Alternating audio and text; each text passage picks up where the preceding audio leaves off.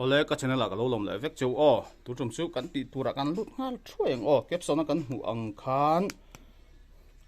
brake met ngai lowa self dan brake met ngai lowa self thei dan lai ha kan en ho do na hi ani dan hi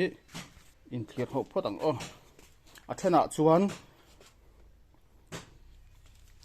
a hnung brake met chung hian a self thei to mi lova ama brake met chona self thei ti te kha om thina then kha chu a hnung brake met chau a hnung brake chau me hian a self thei a ton nya thei to lo ti te kha om thina ni chu kan clear hawanga heta po hian a hnung brake me hian a self thei to lawa apa ngai atira athar tira chuan khoi mo zok me pon a self thei thina ni heta hi chuan a brake chau me na self theia kan en ho lo kang switch kan on to a me thei lo ni mo a brake tiết mẹ khăn diễm lâu quá mà break kan mẹ tanga là kal ta chok ta ni ta chuan switch om ve a hey lai vi hi a break cable connect na nia chuan he lai mi switch ani ta ni chuan he lampo nung lampang break a po lai hi a switch ani ta a switch ka thla kan du chuan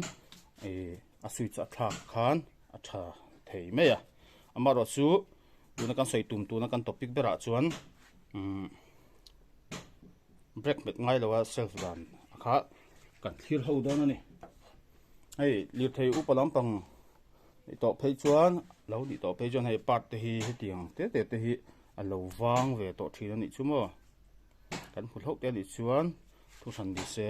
awang ve to thina a modify dan lai akha kan clear ho don ni hei cut switch kal thang na zel wer kan inga ta hen connection na om le ta a hnung lama po hei om ve le ta ni hei hi chuan ma brake lampang tang hian khatianga kan soi le lo kanga te brake met chunga he lampang hnung lampang kal to lo chung ta switch hi tha to lo ti na o a lampang po he lampang po a kal to lo chung ta switch kha tha to lo ti na chuan chu mi direct dan lai chu an clear hawang hei mi kal tha ha kan chui thlanga hi kan pot phoi ang pahnih hian mo kan pot phoi ve ve a he lampang kan pot phoi ha kan zom don ni tinge kan zom ang kan ti chuan ka switch on na lampang he lampang side kha chu ti zom han engma om ji om lo o hi chu om ji om lo he lampang zom han he lampang overing lampang tanga ron chuak chho zo ka hi khu kan zom don ni kan zom anga brake me ngai bi lo khana self thei to don ni kan en lokang o kan thiat fi thei nang khan ti hian kan ti chin phota hei lai mi pan hi zom tur kan ti kha ti hian wer pa ngai hi kan mang hian kan thun zom phota kan du chuan hei hemi pan hi chu ti hi chuan hel zom haro don ni mo dun lai ko kan tan me nga a brake met kher lova self kan du to ani chuan la hing kan tananga kan hi ka nga chete chuan that do in kan tu manga hei a chassis body outline te ne na in si thei lo tur khan mo that do in kan tu mang chuan ti hian modify ta ni kan en sinang o switch kan ona self ang brake hei a brake ka met lo hei mi chaw in ka kok ti khan a brake me kha ngai to don lo ni chen khada chuan ti khan a brake me po khan hei enge niang man fu na lai te tia a brake soi ngai brake soi dowa self vele thei chau thei te kha an om thina anin om ve ni man mo to pe chu mo nin om ve don lu tu ka hei chemical phunga hi enge bike te nen po adang lam chung lawa bike lam pangkha video ram pain kalaron siam tura ngai la bike a kha chuan a ma brake lam panga han enge niang cut switch kan tiang kha a om ve lo helaya a brake wearing kalve kha chu a brake switch ten ta ni brake switch ten nan thok ta brake switch lam panga chu na thoka ma ro chu a clutch lampanga khan clutch in switch nei thina kha khan self control vek gear a da theilo a khati gear a da chunga clutch meta self theilo neutral a chau self theiang kha thina e clutch switch wang khani kha ting te kha video kala ron da don ni o ala ron mu nam no ala poimo don chau kan video ron da tur hi e tuna mi po hi in lo tangkai pui le ngei ka be se ya kan soinon le zui zuanga kan lo hriat fu lo pal takin ati dan lai te kha hi ama brek lampang kha ni ta a tu chuan he lampang a po a thei kan ti to kha he lampang hi kan soinga hi a brek cable ania brek cable bul chi a khan he switch om ta ni switch oma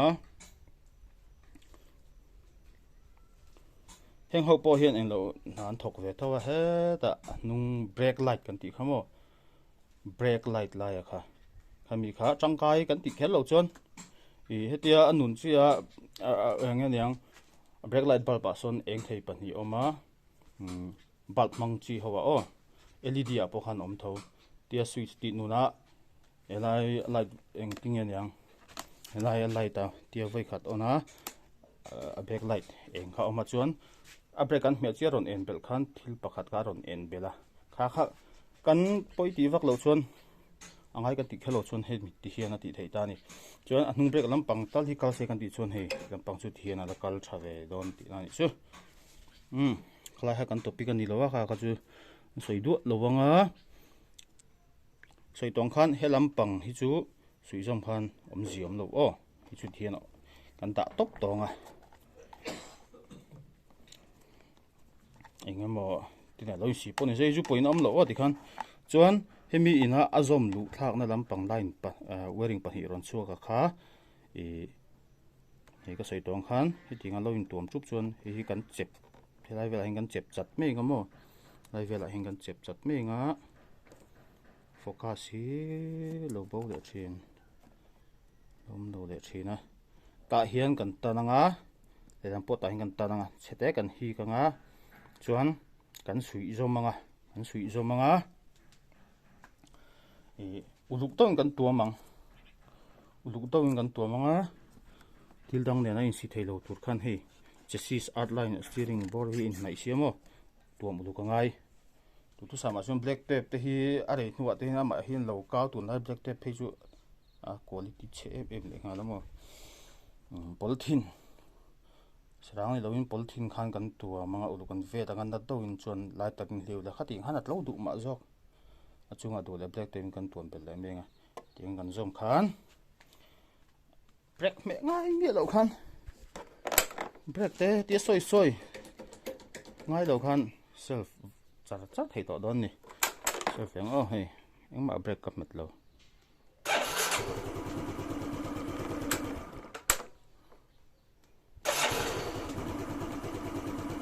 in lo hok pui le ngei ka be se ya in lo like sakula ka video te thain ti ni chuan comment te kha se lo tur ania e live stream te po kala ron ti don ni o live stream e le theilam pang soi ho no te kan la nei anga live chat kan tiang khamo chu wang chuan min lo share ka channel te min lo the dar sak char don ni o gan ron ngian ve cheu ni chu o tu tok le podang o